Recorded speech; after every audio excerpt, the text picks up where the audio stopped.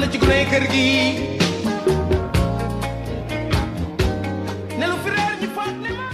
jërëjëf mbokk yi ci ànd bi ngeen ànd ak seen télévision Futurs Médias seen émission Sama Kër ñu ñëwaat ngir kon indil leen li nga xamante ni moom mooy seetu askan wi lu ñeel wàllum immobilier wàllum foncier wala wàllum dëkkuwaay tey jii nag mu nekk benn sujet bu am solo ñu nar ko waxtaanee tey jii wàllum urbanisation bu ñu nee urbanisation nag mooy ni nga xamante ni noonu la ñuy dëkkee loi yi ci tënku lan lañ ca war a def lan lañ ca warta def fan la urbanisation toll fii ci suñu réew loolu yëpp tey dinañ ko waxtaanee ak Alioune Badiane Alioune Badiane nag ñi nekk ci secteur bi xam nañ ko bu baax a baax ndaxte moom Alioune Badiane spécialiste la lu jëm ci wàllum kon urbanisation rawatina nag naka la ñuy rek daal di tënkee lii di ville yi maanaam lu jëm ci wàllum kon gestion wu dëkk gi lu jëm ci wàllum nekkin wi lu nem ci wàllum tabaxin bi loolu yëpp dañ ko nar a rek daal di waxtaanee parce que gis ngeen ko sûrement Sénégal am nañ problème mu urbanisation tey nag dinañu teg loxo fi nga xamante ni moom mooy métti lii nag nekk pàcc bu njëkk bu émission Sama Kër mi nga xamante dañ ko fas yéene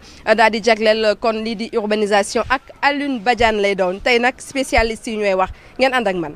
tey nag ci émission Sama Kër urbanisation la ñuy waxtaanee ak ki nga xamante ni moom mooy Alioune Badiane nag ku ko xamul dégg nga ko moom mooy monsieur urbanisme. maaleykum salaam Alioune maa ngi fi ça va. ça va bilaay mbégte boo xamante ne mbégte partagé la. ne saa yu ko tuddee waxaale ko say soxla gan gi baax na ci gune kër gi. alors mbokk yi di leen fàttali rek nekk yéen a ngi seen émission Sama Kër tey jii wax naa leen ko wàllum urbanisation la ñu rek daal di waxtaanee su ma nee urbanisation mooy naka la ñu rek war a mën a tabaxee ak yan loi moo tënku ci wàllum tabaxin mi ak de manière générale naka la ñu rek créer ay ville suñu invité tey di Alioune Badiane moom urbaniste la xelam màcc na loolu ci wàllu woowu ndaxte am na ay postes yu am solo yi nga xamante ni kon jot na ko rek daal di liggéey ci fu gën a kawe ci mbirum tabaxin donc Alioune Badiane lañ ciy àndal tey léegi Alioune Badiane bu ñu ñëwee ci li nga xamante ni moom mooy wàllum urbanisation fan lañ toll ci jamono ji fii ci Sénégal.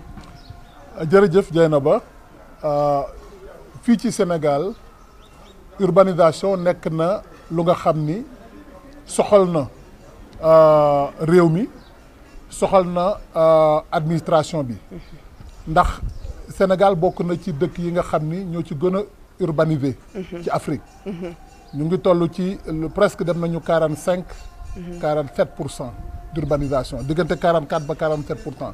ci at yii ñëw lu toll ci juróomi at wala juróom-benni at population Sénégal dafa yokku dina yokku ba li nga xam ni moo dëkk ci taax yi dina ëpp li dëkk ci àll bi ak li nga xam ni ñooy toppatoo affaire agriculture te loolu nekk na jafe-jafe mais aussi nekk na opportunité ci développement réew je crois que sax ci PSE plan Sénégal émergent boo seetee ñetteelu pàcc bi indi na mbirum habitat oui ak développement urbain comme bokk na ci socle yi bokk na ci sësluwaay yi nga xam ni c'est ça ñoo mën a def développement wu réew mi ba tax na urbanisation am na solo lool mais nag ci comme ñun nuñ koy waxee ci Nations Unies urbanisation nekk na opportunité bu mag su fekkee ni gérer nga ko bu baax a baax boo ko gérer wul nekk na ay jafe-jafe yu nga xam ne nii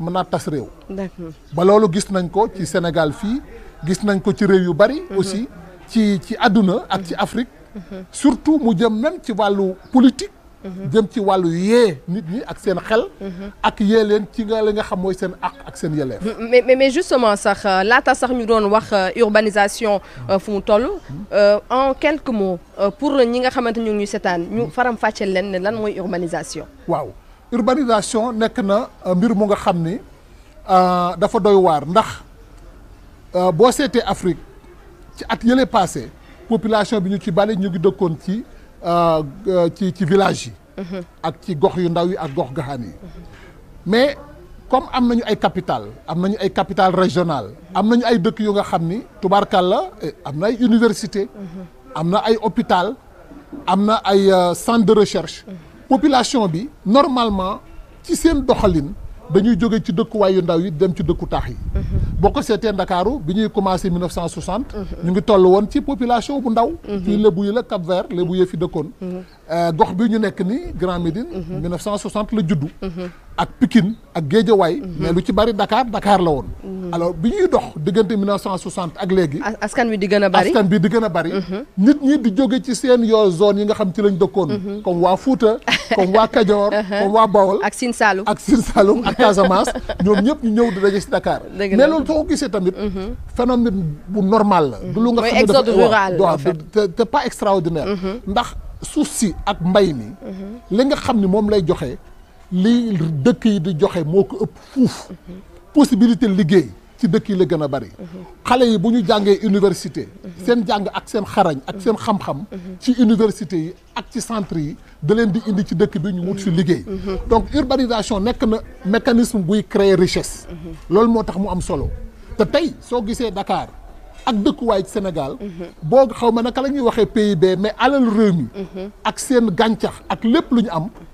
ci dëkk yi téeméer bu nekk juróom benn fukk ba juróom ñaar fukk ci alal réew mi ñu ngi koy fabriquer ci dëkk yi loolu moo tax dëkk yi am solo mais nag ñi nga xam ne ñoo ci nekk dañuy war a doxal ak responsabilité dëkk ak responsabilité ñu leen di transporter ak responsabilité c'est ça ñu am énergie am courant am ndox ak responsabilité. mais li nga doon wax sànq ne wàllum urbanisation defar na dëkk yàq na dëkk parce que c'est important nañuy dëkkee ci gox yi ñu war ko mën a teg ci yoon ba ku ci nekk mën cee gis boppam. mën cee gis boppam. jeena ba am naa tiis trop. ci tey boo seetee dëkk bu mel Dakar.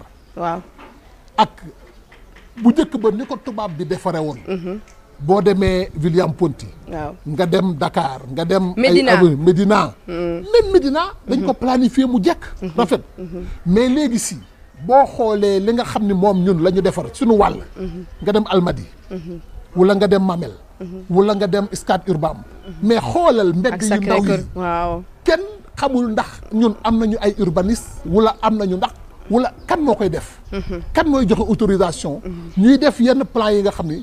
gis nga jeena ba dëkk boo koy defar da ngay am gis-gis boo ngay defar tey conséquence bi mu ngay fukki at ñaar fukki at ci kanam mais da nga koy gis sax ci exemple benn gox bu mel ni Médina yenn koñ yi boo fa duggee sa ñaari loxo yi mënoo koo tàllal mu laal doo ko sax mën a tàllal tellement que ne que rue yi dafa xat et seetal nag loolu bis bu jëyee amee bis bu lakk amee pompier war a ñëw wala bis bu amee jéyee ju nga xam dafa laaj ambulance mu war a ñëw fu mu jaar gis nga fi lakk bi fi amoon Médina la woon exactement ak taalibe yi ak kër yi kenn amul foo jaar loolu moo tax ñi nga xam ne ñooy defar dëkk war nañu toujours bàyyi seen xel ci jamono bu nga xam ni mbedd war naa am ñu soxla ko ambulance war a jaar pompier war a jaar pour mais loolu responsabilité kan la loolu responsabilité état bi la d'abord responsabilité maire yi la d'abord responsabilité ministère de l'intérieur responsabilité bi ci gën a mooy ministère de l'urbanisme ak de l'habitat ñooñ ñoo yore ak seen i démembrement ak seen i bureau ci régional yi ci seen i bureau ci communes yi ànd ak maire yi war ko liggéey parce que loolu tamit ministère bi dina joxe cadre bi nga xam woo lañ koy war a taxawee mais maire yi seen bopp ñoo ko war a doxal parce que maire yi dañ leen a fal pour ñu seet li nga xam ne moo war ak li nga xam ne warul parce que gouvernement bi mënul nekk fépp. mais gouvernement bi mënul teg ci policier ci ginnaaw askan. déedéet mënu ko mais nag bu dégalee yoon. yoon boobu la ñu war a topp. malheureusement jeyna ba sunu urbanisation rafetul. fi mu ne fi ñu toll nii xam nga lu ñu mën a sauver. ñu defaraat Diamniadio pôle urbain. defaraat pôle urbain Lac Rose ak ñoom Daga Kholpa les 27 pôles yi nga xamante ne mi ngi ci biir bu ñu ko defaraatee ba nga xam ne mën a jekkal jikko yi tamit parce que tamit su fekkee nit ñi dañuy jóge ci exode rural bi nga doon wax léegi ñëw ci taax yi indi fi seen jikko kajoorien yi wala seen jikko fuute yi ñëw indi ak seen i xarak seen i bëy ak lépp ñu bëgg ko def ci biir du sotti doo loolu mooy indi problème bi nga xam ni moo leen gën a am mais jey na ba beneen problème bi ñu gën a am tamit vraiment mooy problème jikko yi ak mentalité yi te jikko yi ak mentalité yi buñ koy wax ci question urbanisation dafa war a jóge ci kaw ba ci suuf justement sax suñu waxee ci wàllum jikko ak li xel nangu ak lu xel nanguwul bale passé dañoo am kenn ku ñëw plaindre ci su ñun duñu laaj numéro d'Escos ba ñu ko laajee lan moo xew dafa ne que moom këram amul du terrasse mais dafa am ouverture mais kii dafa tabax 3 étages tiim ko te moom dafa jàpp ne que kooku dafay violer intimité am ak yelleefam voilà ba mu dem ci Descos ba instant dossier bi ñu ngi koy rek daal di suivre genre exemple yu mel noonu parce que je sais que ne ñu bëri ci ñu ñuy seetaan dinañ ci am ñoo nga xamante ne dinañu gis seen bopp ci loolu lan lañ leen di tontu. baax a baax loolu nekk na jay na ba lu nga xam ni man naqaru naa ko lool gis nga dama daan def sax affaire journaliste jël sama appareil photo fu ma gisee lu nga xam ne jaaduwul la nga photo ko ma photo ko yónnee ko ministère gis nga tey jay na ba am na benn xaw ma naka lañ koy waxee ci wolof scandale wala njoolee la ñuy wax xam na benn tur bi ñu ko waxee waaw njombe bu nekk croisement Almadies depuis ñetti at a ngi nii maa ngi koy signalé ci ban la ci croisement bi tiim comment dirais Tigo bi wala bi tiim suñu bos la di boobu noonu suñu wetu bureau la. seen waru bureau. waaw gis nga bi nekk ci rond point bi. waaw am na waa ji fa tabax 8 étages. gis nga fenêtre yi mu ubbi. yëpp mi ko ubbi ci kër jàmbur. xaw ma ku ko autorisé mais maa ngi wax fii maa ngi interpeller le ministre. suma xarit Diène Farba Sarr ak service am nañu ko tëj nañu tëj ay fenêtre am. amul droit ubbi ay fenêtre ci mitoyenneté xam nga la mooy mitoyenneté. mooy ñiy takkaloo. booy ubbi say fenêtre da nga ko war ubbi sa kër mais xam nga waa ji nu mu def. dafa dem ci tabaxam mu bàyyi 2 mètres ci suuf. mais 2 mètres ci suuf mënu laa mën a permettre nga ubbi ay fenêtre ci kaw yëpp. da ngay tim nit ñi. alors que say fenêtre te ubbikaay. da nga ko war a ubbi ci sa kanam. bëtu ginnaaw. kenn mënu ko permettre. te loolu tooñ la. te waajoo yi dafay tooñ te loolu nga doon wax. ñëpp ñi nga xam ne ñu ngi dëkk fenêtre Almadies foofu ci rond point bi bala ngay tourner. li ray wala sóoli nañu jekkal. parce que ñun dañu ko digaleeg ak suñu mbokk au niveau international. foofu urbaniste bu ñëw Sénégal. nga xool ko da nga naan Sénégal amul loi. dëgg la. parce que loolu rafetul. nañu jekkal dëkkuwaay yi. nañu jekkal jikko yi nañu jekkal ñi nga xam ne ñoom la ñu ànd ak ñoom di liggéey ñu suñu nawle. yow ce n'est pas que am nga alal. nga def lu la neex te loolu moo xew Sénégal. mais loolu kooku dañ ko autorisé. pour mu def ko. parce que laata muy tabax quand même jël na plan mi yónnee ko fi mu ko war a yónnee pour ñu mën ko autoriser. waaw mais loolu bu ñu ko autorisé. jalgati yoon la. te loolu population yi nga xam ne ñoom la tiim. comme ni kooku waajoo ju def. na dem ci Descos. le général xawma commandant Ndiaye na dem. immédiatement mu régler problème mu tabax boobu. wóor na ma tabax boobu yow gis nga ko. mooy tabax bi nekk ci rond point bi. bala ngay tourner Almadies moo nekk sa càmmoñ pour dem côté Méridien. waaw moo nekk sa càmmoñ. d'accord ñëpp gis nañ ko Sénégal yëpp gis nañ ko. njombe la te baaxul. kon daal mur bi nga xamante ni kër bi nga xamante ni mooy kër mitoyen la kër boo xamante ni yéen ñaar yéen a dend. waroo ko tiim ak i fenêtre yu ubbeeku. waroo ko ubbi ay parce que loolu. loi nangu ko loi nangu ko kenn waru ko def. d'accord léegi bi ci es mooy. jey na ba gis nga dëkk léegi yaa ngi dégg ñuy wax affaire Paris. ak affaire environnement. ak affaire COP. 21 COP 22. di wax am na benn buy am jamono ji sax. ca Pologne. dëkkuwaay yi lu nit ñi gën a bari ñu indi problème mu environnement. ak problème mu risque. jeena ba li gën a xew nii. ci jamono. mooy li xew ci bande verte bi ci Géejawaay. rafetul. baaxul mais justement sax bande verte boobu ngay wax kon Alioune Diagne ñun dañu jël suñu ay caméra dem def fa reportage. pour xool kon filao yi nga xamante ni dindi nañ ko.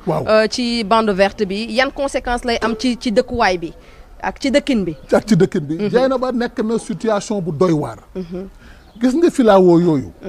avant indépendance même bi fi colon bi dekkee. na nga fa woon. la ñu décidé ni dinañu def. ak projet américain je me rappelle projet USAID. suma xarit Mbay si la xuma bu ma dégloo.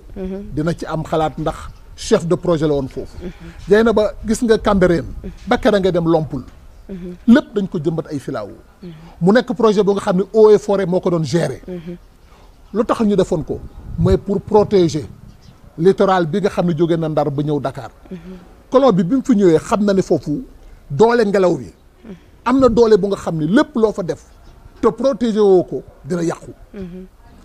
au tey ah waa Guédiawaye am nañu. lu leen naqari lu leen naqari dëgg. képp ku ko def. su fekkee ne maire bi la. wala muy keneen ak keneen mi ngi jalgati yoon.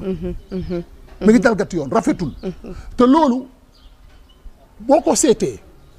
del seet ci at yi ñëw képp ku fa dëkk. lekk sax dootoo ko mën def. dafay am vent de sable. suuf si bu jógee. sa kër dootoo fa toog. man loolu dëkk naa ko. dem naa Bagdad. dem naa Irak. foofu dafay am lu ñuy wax tempête de désert. sable lay jógee. te filao yi moo ko doon baare moo ko doon ñàkk filao yi moo ko doon baare. ñëpp ñu dëkk Guédiawaye ci bande boobu. am na njàqare te ba tax na war nañ ci wax. xam nga ñun suñu wax dafay metti léeg-léeg du neex. mais parce que dañu am gis-gis wër àddina. gis lu nga xam ne boo ko defee ëllëg si biir conséquences yi. ce n'est pas parce que bëgg nga defar ay projet wala nga def ay programme pour dimbali nit ñi d'accord mais dimbali leen ci yoon. dimbali leen ci lu nga xam moo war. te ëllëg si biir du leen gaañ. parce que foofu képp ku fa def sa investissement. 20 millions 30 millions 40 millions. di nga ko mës a perte ëllëg ndax di nga fa jóge dem feneen parce que dootoo fa mën. te li am solo ci wàllum dëkkuwaay mooy daal di def investissement à long terme. dugal sa xaalis fi nga xamante ni foofu nga ko war a dugal mais léegi Alioune Badiane dinañu kon yemale fii émission bu njëkk bi. di fàttali ne dañoo war a waxtaanee bidonville yi. waaw bidonville yi nag dañoo tànn benn bidonville moom mooy Grand Médine. dañ dem ci ñaareelu émission bi nga xamante ni moom mooy am kon semaine prochaine. pour ñu dugg ci biir Grand Médine xool Grand Médine li nga xamante ni moom la rek daal di am wax historique ku Grand Médine xool aussi jafe-jafe yi nga xamante ni askan wi kon am nañ ko. dañ lay tàggu ci première partie bi di la jox rendez-vous ci deuxième partie bi. incha allah nañ daje bu neexee yàlla. incha allah merci beaucoup. salaamaaleykum yéen ñi seetaan ci émission sama kër ci TFM maa ngi tudd Souleymane Sembène maa nekk directeur du développement et du réseau bu Banque de l'Habitat du Sénégal ñoo war a waxtaan ak yéen tey ci mbirum PL classique PL bu ñu yore plan épargne logement bu ñu leen jagleel pour jàppale leen yombalal leen seen yegg ci logement ngeen am kër. épargne logement classique bi comme ni ko tur bi di waxee plan la. maanaam dañ lay xàllal yoon nga mën a yegg ci kër nga am projet immobilier xàllal la yoon pour nga yeggale sa kër xàllal la yoon pour nga gën a defaraat sa kër donc ñëpp am ku nekk mun nga ko am pour réaliser sa projet immobilier objectif bi mooy yombalal comme ni ma wax léegi nit ki muy am kër wala réaliser en tout cas projet immobilier bu mu doon nësër bu mu yoroon bëgg ko réaliser ndax plan bi ba muy door je peux dire ay années 96 97 dañ ko defoon comme ni ñu wax toujours jàppale nit ki mën a am épargne mën a am kër ndax épargne yombul. dajale xaalis pour wut kër yombul ndax ku ne xam na njaboot ku ne xam na àdduna ku ne xam na borom revenu ku am salaire. alors li ñu defoon sa commencement ba ci njëlbeen ba mooy ñu ubbi ko su nit ki mënee ma jël exemple rek ne dinaa yaxanal ñeenti junni par weer. ñeenti junni yooyu su ko yaxanalee ci ñeenti at la muy am bu ñu ko jëlalee teg ko nii dinañ ko mën a lebal la nga xamee ne bu koy rembourser buy fay dina mën a méngoo ak ñeenti junni yooyu ndax dañuy wax ne kooku comme mën na épargne mën na denc ñeenti junni su weer dee dina war a mën a fay ñeenti junni noonu la démarré noonu la commencé ci njëlbeen ñuy dem di ko defaraat ci nit ñu koy soxlaa di ko defaraat ba yegg ci deuxième bi ñu ko mujjee laalaat nit ki day ñëw ñu lebal ko la mu àttan la mu denc la mu àttan ñu lebal ko ko te bu boobaa li see gën a neex sax mooy la mu épargne moom 50 000 la mu doon joxe par weer su ko joxee ba pare ba mët si bu ñu demee ñeenti at loolu dañ koy defal apport personnel donc dañ koy yokk ci projet moom donc dina gën a yokk la mu bëgg a def wàññi li ñu koy lebal ñun. waaw plan bi de moom mën na la ci génnal exemple yu bëri ay nit yi nga xamante ne jaar nañ ci tey ñu ngi seen kër jaaxaan jàpp seen njàmbur ñeneen ñi seen jaar investir ndax projet yi banque bi financé bëri na yàgg na am na ñoo nga xamee ne boobu ay 10 ans la doon financé durée ñooñu liggéey nañ plus de 10 ans donc ça veut dire que mën nañ am beneen kër bi plan bi juddoo ba tey mooy plan moo xam plan bu njëkk ba ca topp ak bii nii ñu bëri ci jaar pour am kër ci bii nii waaye yu njëkkee yow ñu bëri jaar nañ ci ba am kër te réussiwuñu ko ñi ma doon wax sànq ne ñëw nañ ñi du ñu gërëm ndax ñun ñu leen xiirtal ci ñu wut plan mën a jege kër am ko ñu ngi ci biir. bu loolu weesee tamit ñi nga xamante ne ndaw yi ma doon wax bon du ma leen wax ndaw ndax ay kilifa lañ léegi li ma leen di xelal li ma leen di wax daal mooy que kër la nga xamee ne la nit ki daf ko war a am ba pare sécurité la ci benn dina tax ñu naw la ndax foo xamee ne fa ngay mujj nga njëkki fa teel ko def te banque de l'habitat si loolu lay yëngatu depuis 37 ans wutal sénégalais yi dëkkuwaay màkkaan fu ñu dëkk donc ndaw yooyu dama leen di ñaax di leen wax pour ñu góorgóorlu ñëw jege ñu teg leen ci yoon woowu seen mag yi jaaroon seen ñi leen fi jiitu woon jaar ba am kër ndax kër soo ko amee kat du ma ne doo am problème sa àdduna de waaye lu bëri teggeeku na la ndax dinañ la naw sa liggéey ndax nit ku liggéey ba jamonoom liggéeyam passé te amul kër lañ ca wax fekk nga ko xam nga ko dañuy wax ne kii dafa doon fontu dafa fooye boppam la ñuy wax te fekk leneen na ko gàllankoor ndax daf ci teelu jóg boo ci teelee jóg nag ndax plan bii dina permettre nga teel si jóg ndax boo ci duggee rek mooy tegu nga ci yoon te li ngay fay location di ko fay kër moo gën nga moom sa kër bopp loolu daal laa leen di xiir di leen ñaan ñu xalaat ci te ñëw seet ñu bu ñu amee lu ñu bëgg a leerlu ñun ñoo ngi taxaw di leen xaar pour loolu. gis ngeen waa Banque de l'Habitat du Sénégal li ñu leen indil kon ci yeneen i ngëneel jëme ko ci seen liggéey ñoom waa Banque de l'Habitat du Sénégal xam ngeen aussi que nekk waa Sococim Industrie dañoo nekk ñi nga xamante ni ñu ñuy jàppale lañ ci liggéey bi ñu xool seen publicité ñëwaat. Sococim dañoo am li nga xamante ni moom mooy RSE seen RSE nag di seen responsabilité sociétale d'entreprise dañ koy rek daal di matal rawatina nag ci gone yi ay bourse de formation lañu rek daal di jagleel ñi nga xamante ni ñoom ñoo am bac ak ay mention ngir rek dimbali leen ngir ñu dem université mën fa jàng ba mucc ayib. gan gi baax na ci gune kër gi. salaamaaleykum man maa ngi tudd Mame Fatou Sy. Médecin de formation, activiste citoyenne rufisquoise et ancienne boursière de Sococim Industrie. nekk nañ lycée di jàng comme élèves yëpp dem ba terminal peut-être amoon quelques idées si lan lañ bëgg a def après le bac et peut-être éventuellement tukki parce que avec la mention di nga am possibilité am préinscription. Donc, quand j'ai eu ma mention déjà, c'était peut-être la préinscription ou faire médecine. Voilà, il y a des options là à mon. Ensuite, on m'a appelé au téléphone, censeur Woma, proviseur du Woma, mais ils ont besoin de moi.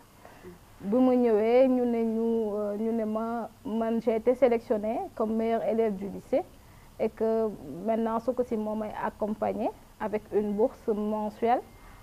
Durant tout mon cursus universitaire. Donc c'était comme pour dire super, tu vas faire ta médecine tranquillement et chaque mois tu auras ton argent en poche. Combien? 75 000, le double de la bourse nationale. Sococim.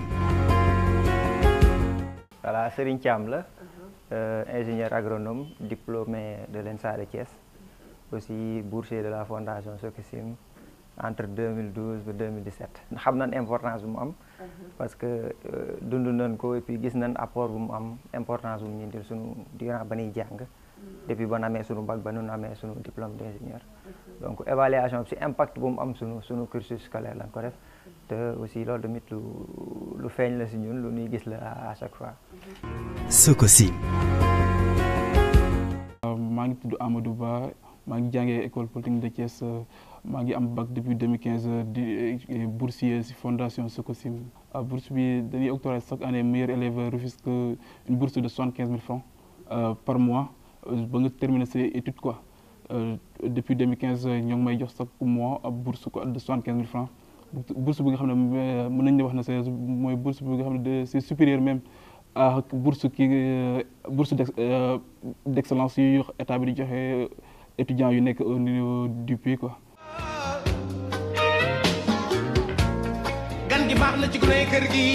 waa Sococim industrie incha allah ci émission bi ñu ñëw aussi dinañ leen rek daal di wan lañ ñu jagleel kon xale yi ak bibliothèque yu ñu rek daal di ibbi ngir aussi dimbali gone yi nga xamante ne ñoom ñoo nekk Tëngéej ak la ko wër fii la ñu yem ak yéen ci seen émission sama kër bu tey bi di leen wax ne nag émission bi di ñëw incha allah dinañu dem ca Grand Médine ngir xool ñoom tamit na lañ fa rek daal di dëkkee jafe-jafe ñu fa rek daal di am di fàttali ne kon lii di Grand Médine bokk na kon ci bidonville li ñuy rek daal di nemmeeku ci wetu capitale bi di Ndakaaru kañ lañ ko créé ak ñaata population ñoo fa nekk ndax am nañu autorisation ngir dëkk fa ak yeneen jafe-jafe yu fa rek daal di nekk loolu nag ci émission bii di ñëw ñu wan leen Grand Médine lan rek moo fa daal di nekk gërëm bu baax Alioune Diagne ak Lamine ci caméra bi Nourou won ci montage bi Mame Cheikh logistique jaa ngeen jëf ba samedi bi ñu dëgmal. ginaar gi baax na ci kër gi ne saa